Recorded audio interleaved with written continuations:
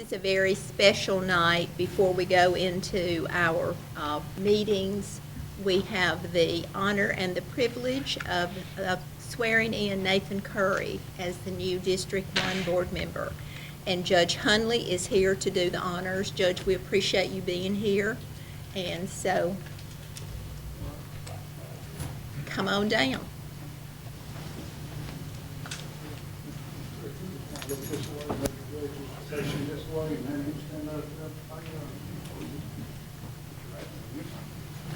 Raise your right hand and repeat after me.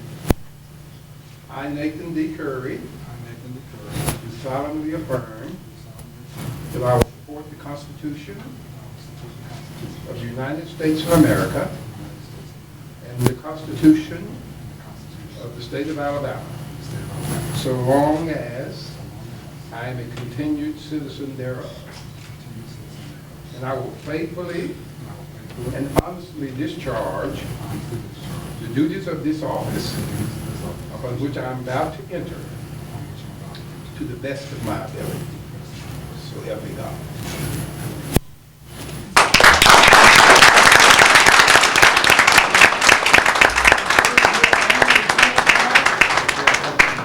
We'll just get everybody up here.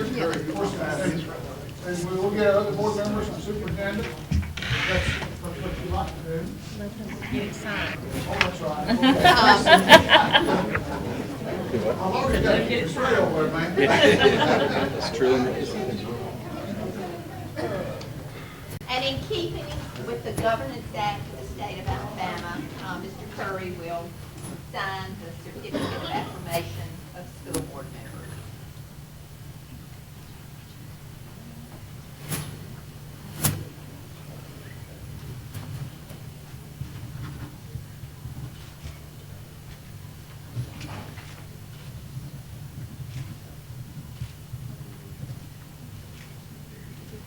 Congratulations.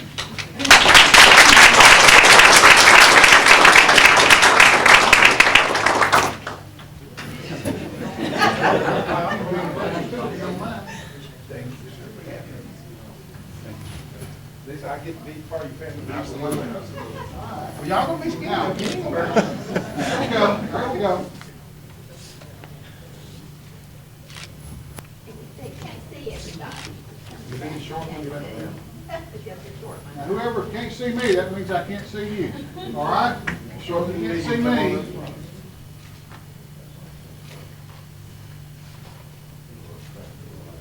That's great, y'all. All right, let's get here. Congratulations. Now, congratulations. Y'all want to have that on board? Thanks, Judge. Thank you very much. Yes, sir. Thank you.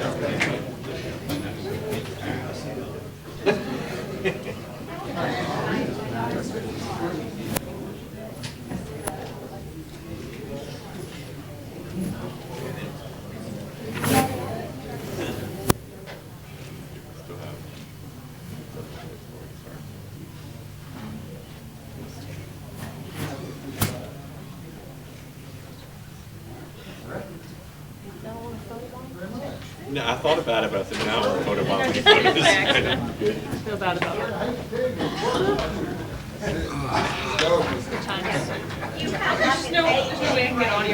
Thank you again, Thanks, George. Judge. Have a good day. Appreciate it. Thank you.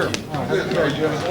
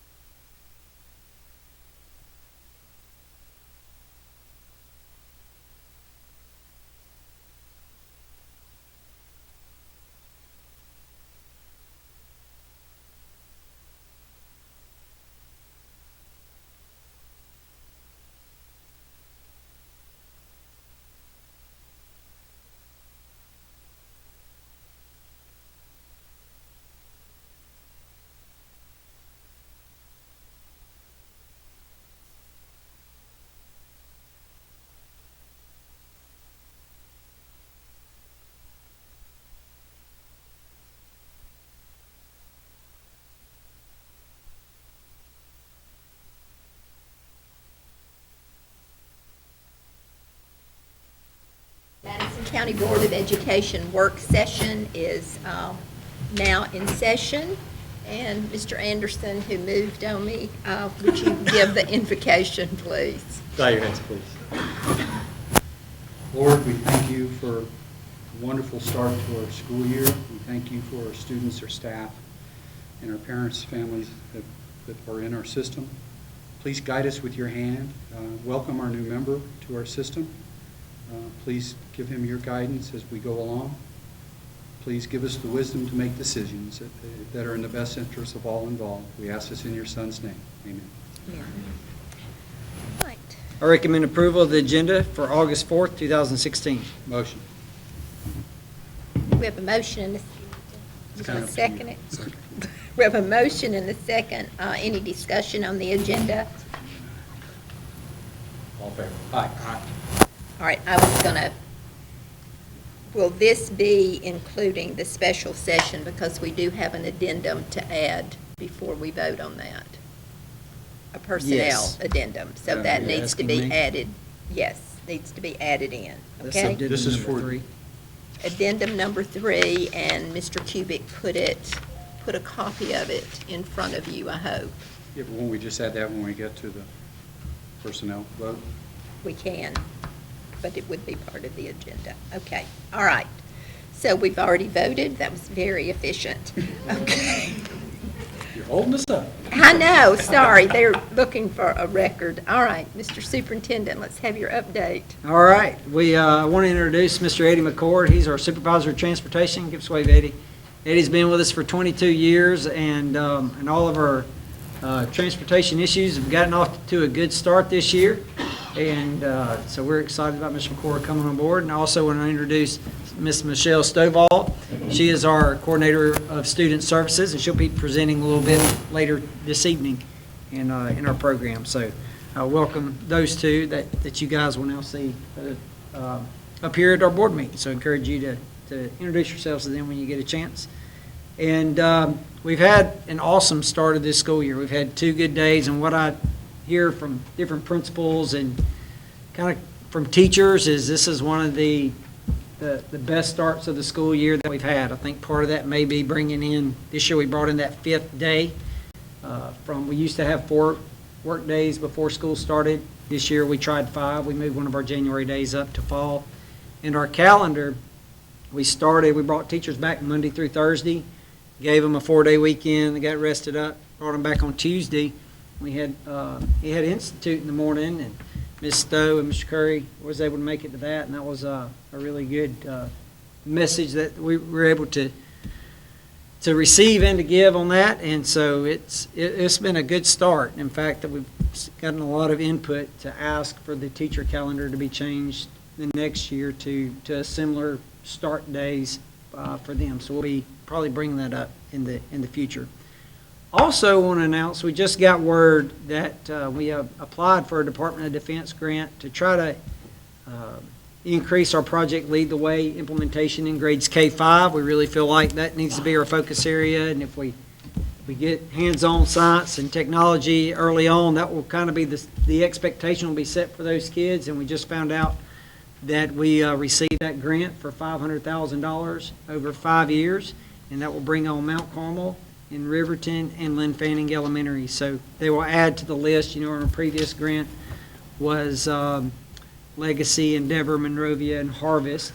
And so when we now have over half of our elementary schools on board, Madison County Elementary is, it has one through a separate grant. So we're looking for that to be systemic. We want to be able to offer that in all of our elementary schools. So we're going to be trying to find some ways to do that, but that's an incredible program. So that's a big announcement. We'll be issuing a press release on that to you guys maybe as soon as we can. So we just got the press release from them today on that, so we'll look at that. So that is a very exciting news for us. You ready to get started with our presentations? Yes. Okay. Is this, That you need to push that button if you want it on, but we could share this one. okay. All right. First up will be at the request of the board, was an update on our career technical education program, and Mr. Romine has a presentation ready for us and ready for the board.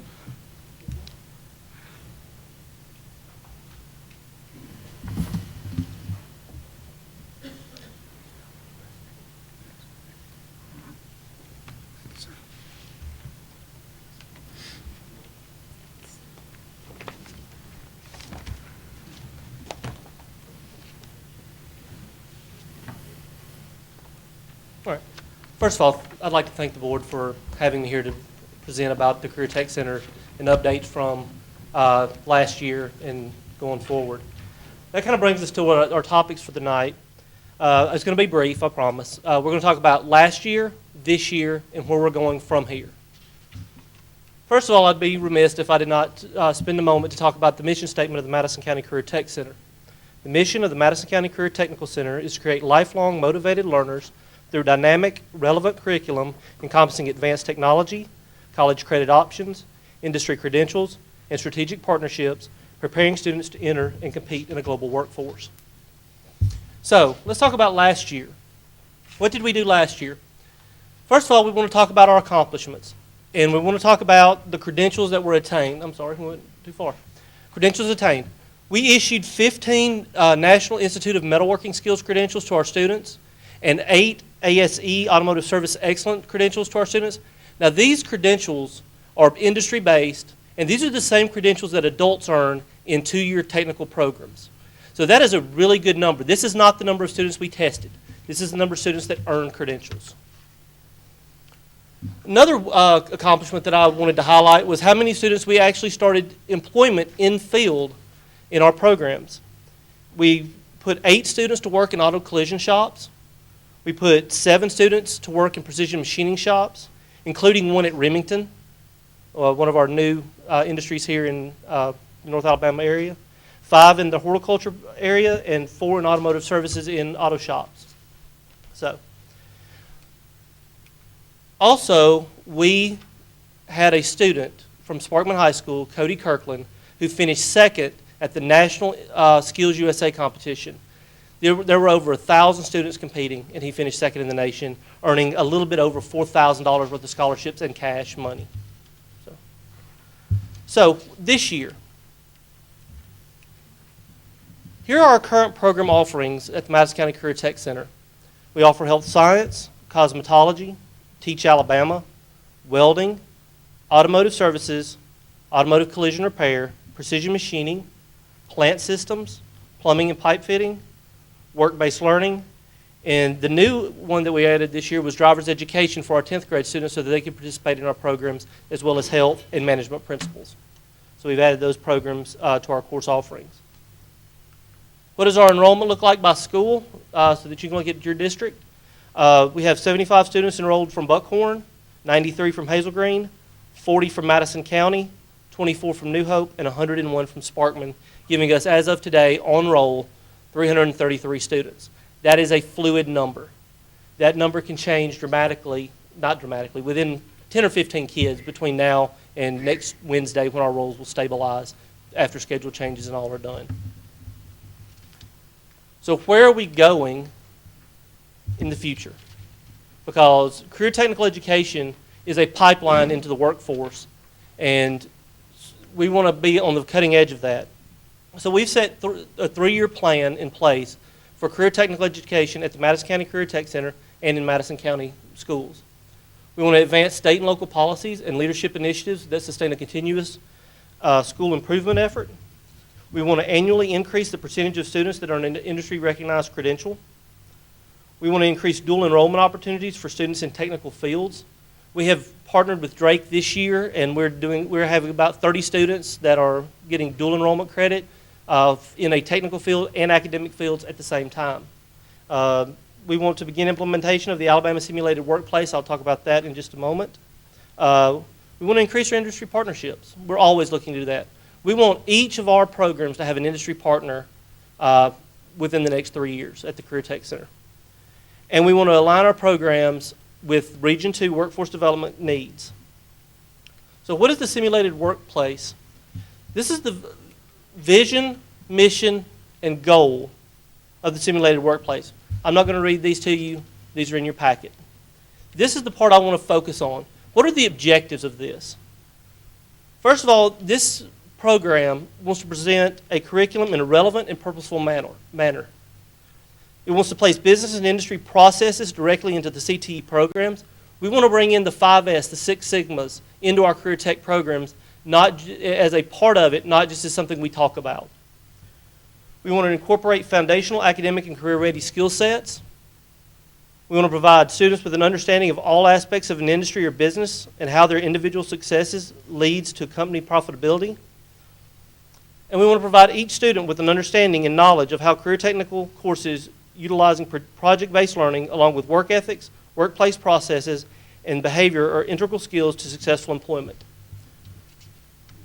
Soft skills.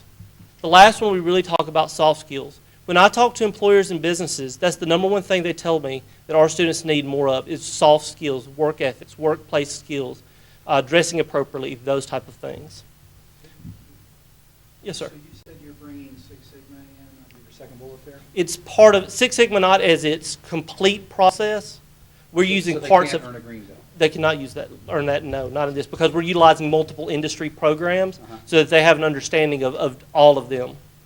We would love to focus on one, but that would be doing a disservice to all of our employers that are not utilizing that facility. All right. I don't know why I apologize for this flipping forward. I'm only hitting it once. I'm not sure if y'all are familiar with the Workforce Region 2 Council.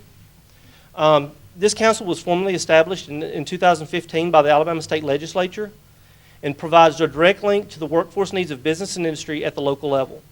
The councils are business-driven and business-led and work with their member counties to develop regional strategic plans and comprehensive workforce development system that supports local economic and job development activities. Region 2 encompasses basically, if you take I-65 and go south to Coleman, go over to Georgia, that entire section of North Alabama is considered Workforce Region 2. We are currently, the legislature and the Department of Commerce is in the process of merging Region 1 and Region 2 together, and we will be part of Region 1. That will encompass basically Coleman from Mississippi to Georgia and everything north. This is our labor shed market. These are where our kids are going to work at from all of those different counties. What do the councils do? They monitor the workforce needs of business and industry in their region, then develop, implement practical solutions. These can range from hosting regional job fairs for immediate hiring needs to addressing the short-term and long-term training needs of businesses. Regional workforce councils are a key mechanism in helping ensure that there is an available pipeline of highly trained workers with relevant skills that Alabama companies want. We're very fortunate we are part of this council. Madison County Schools, as well as our sister counties, have a voice on these councils. They're telling us what they need. We're telling them what we can provide, and we're trying to bridge that gap. Some key facts of Region 2, I thought these were very interesting, and I wanted to share with the board. The graduation rate in Region 2 as a whole is 82.8%. We, as Madison County Schools, we are much, much higher than that. 25.4% of the students in Region 2 are earning a bachelor's degree or higher. 27% of the jobs in Alabama are considered high skill. 14% of those of Alabama jobs are considered low skill, while 60% of the jobs are considered mid-skilled, and those account for only 47% of Alabamians are trained to that level. We're trying to at least train our students to that mid-skill level when they leave the high school so that they can either go into technical college, a four-year university, doctorate, whatever they choose to pursue, but we want to at least get them to a mid-skill labor so that they are able to go out and get these jobs that they're looking for. So Region 2 has basically laid out 10 occupations that they say are the top in this area. Number 1 is architecture and construction. 2, business administration and management, health science, manufacturing, industrial maintenance or multi-skill sets, science, technology, engineering, and math, transportation, distribution, and logistics, information, communication, and computer technology, including cybersecurity, culinary hospitality, which is one of the emerging areas, and agri-science, specifically STEM and agri-science working together in agribiology. So what does that mean? What are we doing in Madison County Schools, especially at the Career Tech Center? What does our future look like to meet these needs? These are the programs that we would like over the next 3 years to bring to the Madison County Career Tech Center. Specifically, we have 2 STEM programs in Madison County Schools, which means we have 3 schools that do not have the opportunity to participate in an engineering or a STEM robotics program. We currently do not have a programming or software development program in Madison County Schools. We would love to see that brought into the Career Tech Center to service all 5 county high schools. We need a full-fledged building construction program. This is an area that industry and workforce development tells us time and time again, we need to focus on the complete building construction, not just individual areas. We need to keep those areas, but we need to focus on an overall program working together so that we're preparing students for all aspects of the building construction industry. And an information technology program with a cybersecurity focus. This program in North Alabama in the greater Huntsville area is almost a necessity. Huntsville City is putting in at every one of their high schools. Madison City is using this program. We have this program in one high school, at Hazel Green High School, and we want to see this expanded so that all of our students have the opportunities to do that. That's our 3-year plan, and I think we're going to get there. So, Mr. Massey's pledged his support to the Career Tech programs, and with these programs, I think we can have a well-encompassed and a well-rounded course offerings for our students. So, may I answer any questions? How does your partnership with Drake work for the students? I'm going to be totally honest. It's an emerging partnership that we started really this school year.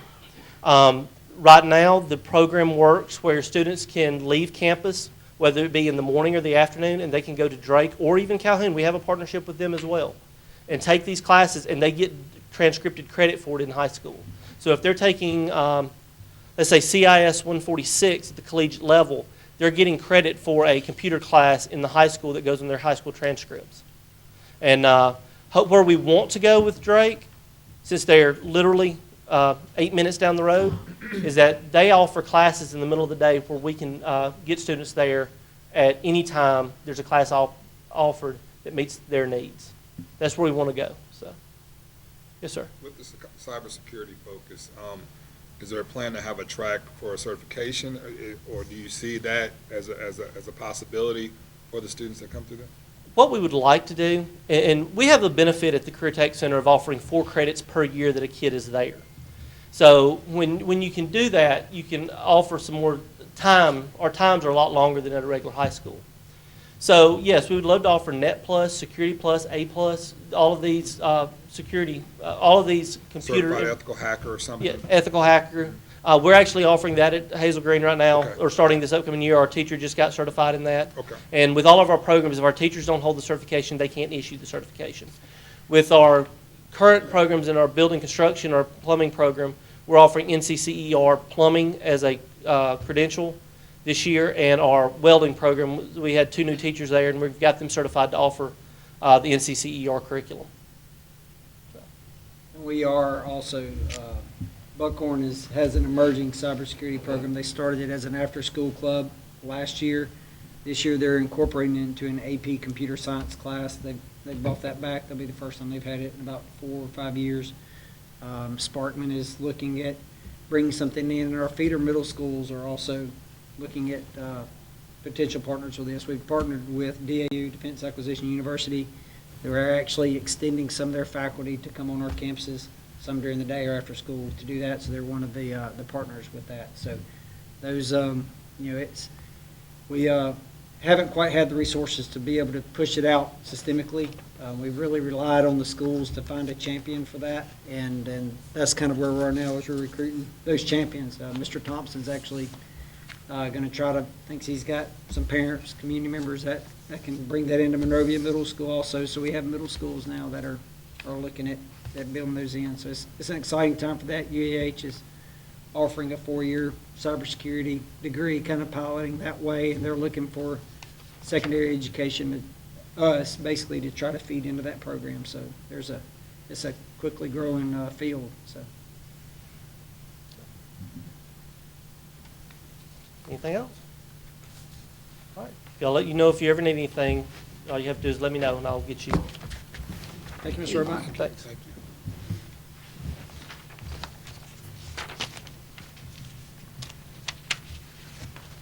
All right, our lead nurse, Ms. Donna Stiles, is going to discuss the anaphylaxis preparedness program.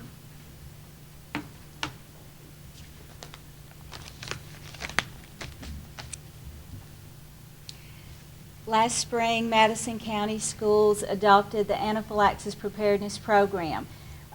What this is a stocked EpiPen program in the event a student has a severe allergic reaction that we don't know about and we don't have a diagnosis of in the school setting. So in every school, in Madison County schools now, we have a set of stocked EpiPens, and in the event a student had a severe reaction in the school setting, a nurse or a trained medication assistant MERT team, medical emergency response team member, would be able to administer that epinephrine. So this is a good thing, and we are just asking that we renew that program for this year. Any questions? I was in a school yesterday, or well, maybe it was one of the work days, but there was a parent from South Alabama there registering her children, and evidently one of them, had severe allergies, and the children had been in a private school, and she was so concerned, and, the nurse was there, and she said, we have all that here. They're going to be fine. So, Isn't that wonderful? It is. Thank you for your support. Thank you, Nurse Stiles. All right, discussion of our 5 and 4 manual in this, Ms. Michelle Stovall.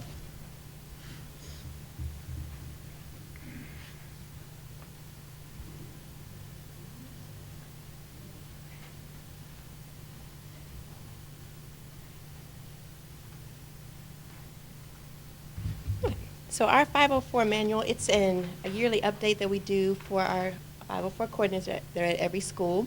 We met and I trained them on Monday of this week.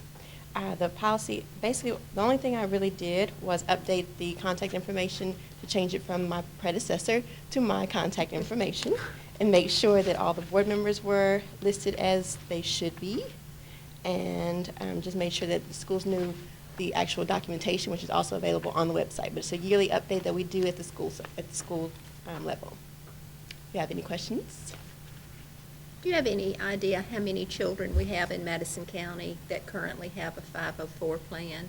Right now, I'm still trying to catch up with my predecessor Okay. and what the contact was, but I'll have that information shortly after the school starts. We're trying to make sure we get all the students enrolled and they're going through reevaluation to the school currently. Thank you. All right. Thank you, Ms. Stovall. All right, and one of the things the board requested was a discussion of our A through F report card and kind of what that's going to mean. The information has been filtering in from the state gradually, and so Ms. Liz Smith is going to give us the rundown on that.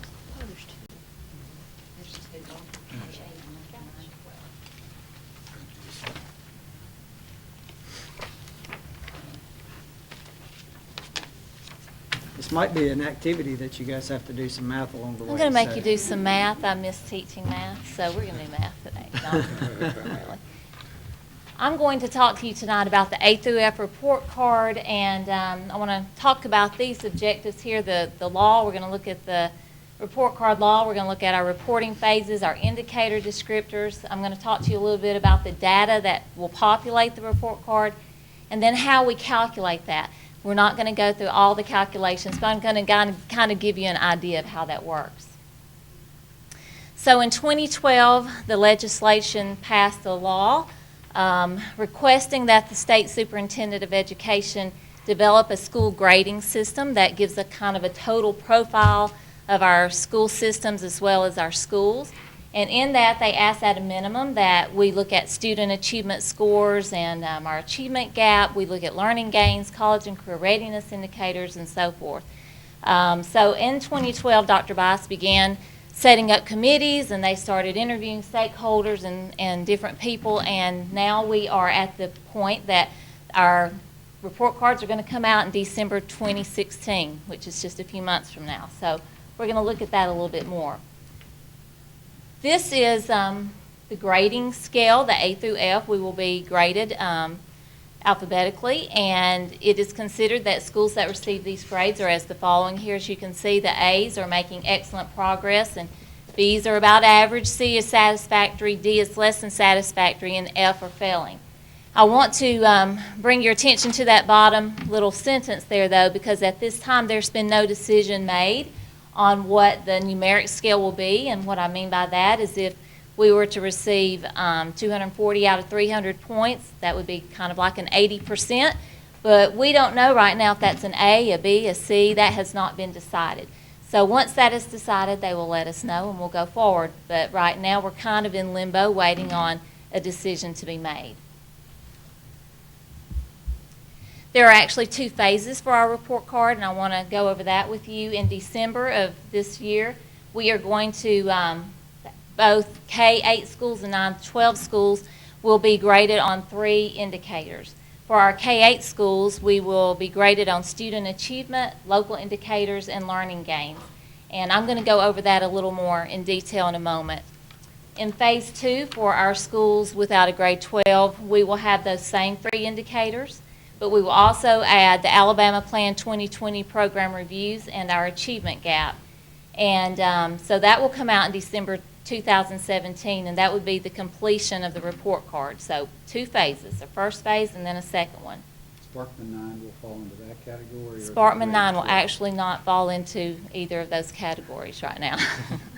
That's what we've been told at this point. Okay. For Phase 1, for schools with a grade 12, that would we would also have 3 indicators. 2 out of 3 are the same. We'll have student achievement, we'll have local indicators, but we will have graduation rate instead of learning gains. And one of the reasons for that is because we just have given our ACT Aspire in the high school only 1 year, and so we don't really have enough info to be able to get learning gains from that yet. But in 2017, with Phase 2, we will add learning gains, we'll add college and career readiness indicators, and we'll add the Alabama Plan 2020 program reviews. So the high schools will have actually 6 indicators with the completion of the report card next year. So let's look at the descriptions for our indicators. I want to start with student achievement. This will be applicable to all of our schools. K-12 schools, all will be graded on this. And that's determined based on the percentage of students who benchmark in the areas of reading and math, and that will be utilizing the ACT Aspire and the AAA assessments. For learning gains, this will be for our K-8 schools in Phase 1. It will be for all schools in Phase 2, and that's determined based on the students, individual students. They're going to look at each individual student who demonstrate improvements in both reading and in math from 1 year to the next. So basically, they're going to use a student growth percentile calculation, which is basically they're looking at all the students who make the same grade 1 year, and then they're looking the next year at their scores, and they're applying a calculation, and they're determining their growth. In Phase 1, we will also have our local indicator, which is basically each school has an individualized local indicator that they developed. This year was our first year to do that, and it was determined based on something related to student outcomes. And so each school would look at their own data and they would decide what we want to do, and they will be graded upon the writing of that as well as whether or not the outcome was what they had predicted. And then, of course, for our high schools, we have graduation rate, which we have looked at graduation rate for many years. But this will be determined based on students who graduate within a 4-year cohort or a 5-year. We will get points for both. Our Phase 2 indicators, I can't really tell you just a whole lot about right now because they're still in the works. The state is still working on these. But we will next year be graded upon our Alabama Plan 2020 program reviews. And like I said, they're going to let us know more about that, hopefully by the spring, so that we'll know what we're looking at there. And then, of course, our achievement gap. That is something that the K-8 schools will be looking at, and that's going to be looking at the bottom 25% of the students who are progressing in reading and math. And, of course, every school will be different in that category, but we will look at the bottom 25%. And then our last indicator, and this will apply for our high schools, these are your college and career ready indicators. We've been looking at these for the past couple of years, but basically the points will be determined based on the percentage of graduates who meet at least one of these indicators as listed. So the first indicator would be a benchmark on any of the ACT subtests, as you can see there. a qualifying score on an AP exam or IB, which we do not offer here, military enlistment prior to graduation, approved transcript, college or post-secondary credit while in high school, so the dual enrollment like Mr. Romine was talking about.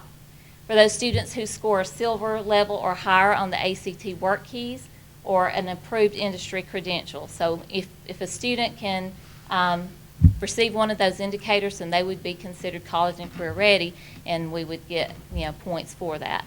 So we met with our high school principals and our assistant principals over the summer, and we talked about what are some ways we can improve this. So this is something we're looking at. We're putting some plans in place so that we can get all the points that we possibly can on this, and make sure our students are graduating college and career ready.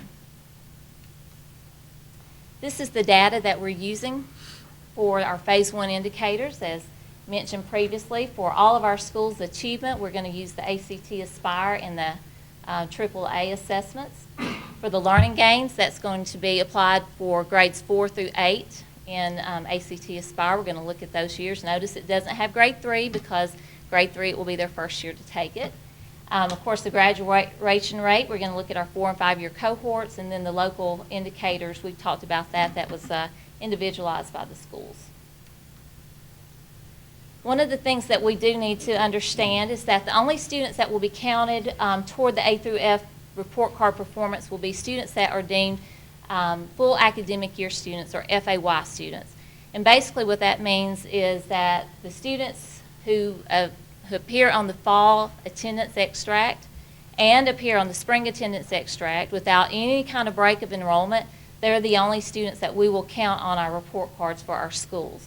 So we all know that when kids are going from one school to the other, sometimes there are gaps in what they're learning, and so we will not be held responsible for them unless they transfer within the system. And if they transfer within the system, then our system report card will be, it will show those students, but if not, then they will not.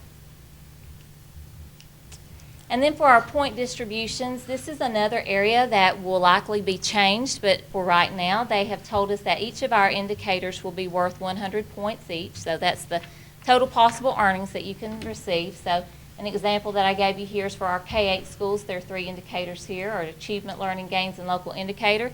Each are worth 100 points, so we could earn up to 300 points. And then I want to talk to you about the actual weighted rates for each of the indicators. So for achievement, we have 100 possible points. And when we get our ACT Aspire scores, what we see on there are our students, and we have, they are each placed in a level, 1, 2, 3, or 4, depending on their performance. And as you can see, level 1 is where they need improvement, level 2 is where they're close, level 3 is they're ready, and level 4 is they're exceeding. Levels 3 and 4 are actually the students that have benchmarked on the ACT Aspire. Notice, though, that they're giving us some points for students who are who score close, within the close range. So you can see the weighting there, a half of a point, whereas if you're ready, you get a point, and then if you're exceeding, you get a little more than a point. You get 1 and 25 hundredths. So we are excited that we are going to get some points for those kids that are close, but we also know that anytime there's some students that are at level 1, it's going to take some extra folks in the higher levels to make up for that. So, but they have weighted that in that area, and as far as I know, it's going to stay that way. I haven't heard of any changes. Learning gains is very similar. There are 3 growth categories: low, average, and high, and you can see the SGP, the calculations there. If they score an SGP of less than 25%, we will get 0 points. But if they're in the average range, we get 1 point. If they're in the high range, we get 1.5 points per student. So they will look at that. And one of the things I meant to mention in the other one as well is this, that 50% of our learning gains points will come from our reading, 50% from our math scores. Same thing with achievement. 50% will be from the reading, 50% will be from the math. All right, for our graduation rate, you can see there that for the students that graduate within their 4-year cohort, as expected, 80% of the points will go, they'll get 80% of the points. But if it's a 5-year students that are graduating, we get 20% of the points calculated for them. So you can see the example there If our 4-year cohort was 82%, we're just going to multiply that by 80% and we'll get our points. We'll do the same thing for our 5-year cohort. If it was 72% graduation rate, we'll multiply that by 20% and you'll get your total there when you add those together. And then, of course, our local indicator. This is applicable for all of our schools. Basically, when we write our indicators, Mr. Solly kind of told us this strongly, that you will get points if you write your indicator correctly. If you have a baseline identified and a measurable objective, you will get 50% of your points. The other 50% will be whether or not you met your goal. So hopefully we will all have at least 50 of our 100 points there. And even if you did not make your goal, I've been told that they will consider giving you points based on if you can show that you have been working toward that and you have plans and you showed progress. So that's how we'll get our local indicator points. And then these are just kind of a glimpse of the report cards. It's not a great illustration, but that's why I gave you the little workbooks that you have. If you look at page 3 on either one of those, there's one with K-8 and one 9 through 12. You can see what the actual report card is supposed to look like when it comes out. And you'll see 6 indicators in the 9-12 column for their report card, and you'll see 5 in the K-8. But remember that for phase 1, which is this December, we will only have 3 indicators. So we'll have points, some kind of points there in those indicators, and that's what it will look like. Some of the things that we've been thinking about is hopefully the schools will be aware of what their points will be sometimes in November so that we can come up with some type of a communication plan before this comes out to the public. So we'll be working on that in the next few months. Any questions? What's an example of one of your local indicators? One of the examples that I can give you, because I helped develop this one at Walnut Grove, was we looked at our 3rd grade Dibble scores and we looked at our oral reading fluency and we said, okay, what was our benchmark percentage in the fall? And we looked at that and then we said we want to make this benchmark percentage in the spring. And so it might have been a 73% and we were shooting for an 80%, something like that. So we just wrote it and met that goal. How is the special needs population addressed, or have they released that? Well, that will be through the achievement. They're looking at the AAA assessment, so they'll be assessed the same. All of that's going to be combined together with the Aspire and the AAA scores. Thank you, ladies. Anything else? Okay. Very Thank you. informative. Appreciate it. Thank you. We had our Aspire scores kind of rolled in on these humongous spreadsheets a few weeks ago, so we're going to kind of get those organized, and we had some preliminary reports, and I'll be sending that to the board on that, so you guys can kind of get a glimpse of unofficial results there. All right, Mr. Kubik is going to come discuss a couple of policy things we're going to be looking at. Good evening. When we had our audit last year, our auditor under the finance noticed that we were missing a policy on religious expression for students. That was Act 2015-129, which was passed in May of 2015. So this is a draft of a policy that we're going to be putting in place to go through the process to be in compliance with that act. The research of the school systems across Alabama, I was only able to find 2 other systems that actually had this policy in place, which was Tuscaloosa City and Mobile County. So what we did is we took the 2 drafts that they had, which were identical. The only thing they replaced was their names in the appropriate places. And we noticed when we were looking at these drafts of these policies that they were aligned very closely to which AASB, the format that they use. Matter of fact, they were even numbered, one was numbered as a 5-point policy and there was a 6-point policy. So we're assuming that this is AASB's format. We don't have the policy pipeline from the previous year, which actually has this policy in there. We're going to go back and look and make sure. But what I wanted to show you was there's 2 drafts. The first draft is a shorter version that Mr. Massey has expressed that he would like us to look at. The second draft is the longer version, and the only really piece that's a difference is that the longer policy piece, it outlines, it's highlighted in yellow. It outlines that the actual standards that they can be looked at for grading and evaluating. And it says it's not limited to. And when we were looking at that, there was really not a reason to put that in policy since the standards are already identified. So what we'd like to do at this point is I just wanted to show you both the drafts, and that what we're going to do is we're going to forward draft number 1 onto the policy review committee to get their input, and we just wanted to kind of put this out and make sure that you're aware that it is coming, and we will see what policy review has to say, and then we'll be bringing it back probably in either September or October for you guys to look at more diligently. So this is an informational item at this point. Well, as I read that, I just tried to imagine what this would look like in a school. And I think that's why a lot of systems have not drafted it yet, other than a couple. And Ms. Thompson, she actually pulled the actual act, so we're going to look at that as well. And I think that's why it's. Has that law been challenged yet? Ms. Thompson, do you know? I don't know. I haven't seen anything on it. I need to, we wouldn't necessarily get notice if it was challenged, but I can ask Jane Williams That'd at be ASB. interesting. Reading it, Yeah. there's some things that make you go home. I will ask her and I'll send you an email next week, because I haven't heard anything about it, but I haven't heard anything much about it on the other side either. It's just something that's just sort of happened and it's been there.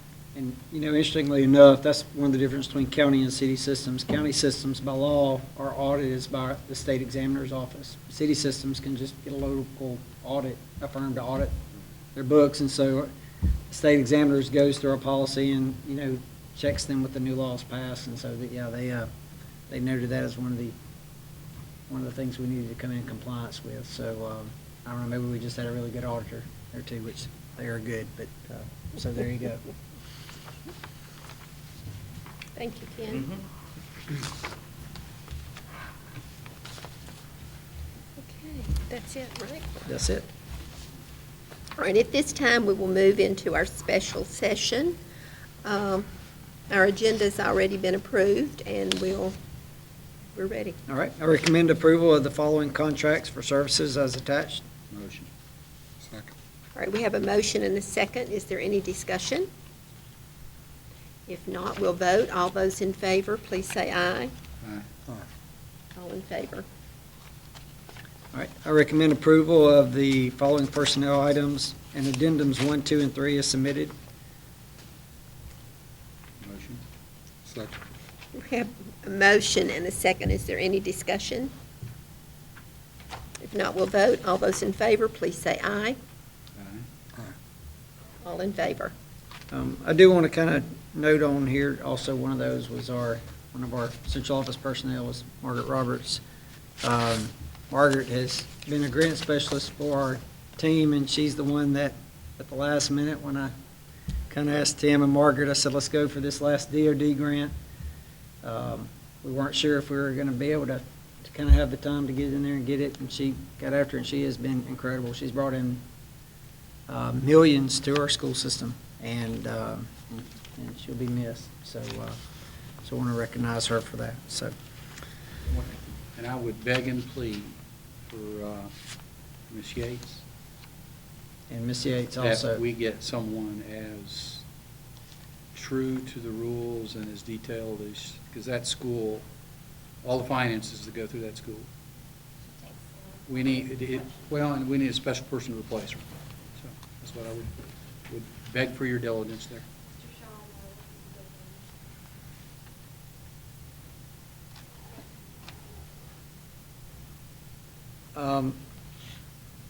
Ms. Yates loves Sparkman High School. I thought about reading the email that we got from her, but she just kind of her she loves Sparkman, and that kind of her comments was that it's an amazing place and doing amazing things. So yes, she is a pillar of that school. Well, and it's interesting that, you know, Sparkman's a mini city. I mean, there are more population daily in Sparkman High School than there are in probably 90% of the cities and towns in the state of Alabama. So the fact that she has kept them and their books clean for so long is just a credit to her. So.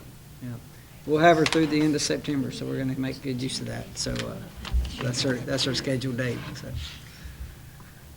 All right. And for our other business, I recommend the approval of the unique situation student transfer. We don't have We don't anything. Never have mind, that. I take that back. Do what, to who? There's not one in the book. Do you Oh, have that was one? last Ms. time. Stovall, That do was we, last time. I'm we sorry. don't have it. Do we have a transfer that's supposed to be?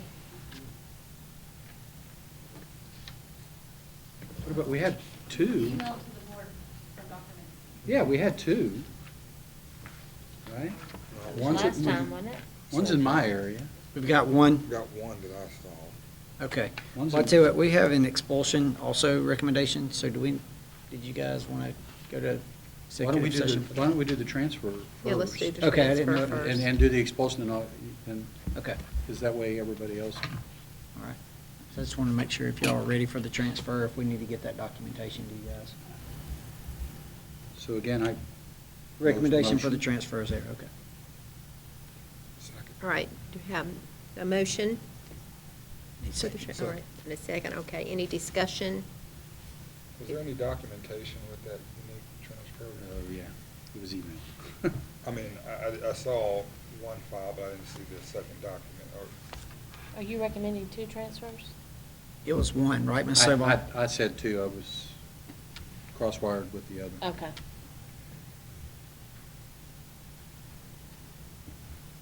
All right, so Dr. Minsky sent the email, right? Okay, Yes, All right, on any- Friday. okay, thank you. Any more I discussion? saw that. Okay, that's the transfer. All right, the documents, gotcha. Okay, okay. All right, if not, we'll vote. All those in favor, please say aye. Aye. All in favor. Right, we do have expulsions on the agenda for tonight. So are they here?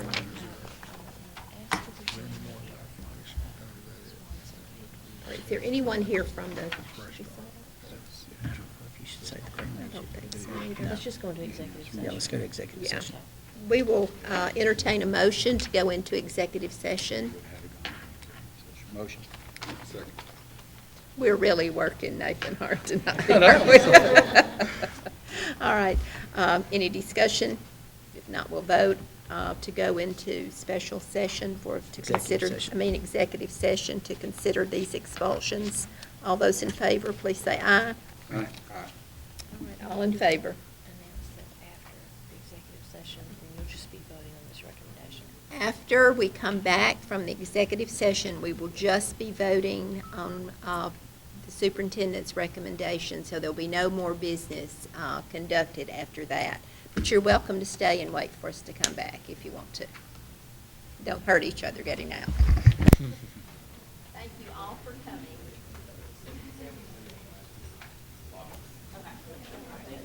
So are we doing this in here? And just turning down all the mics, or what are we doing?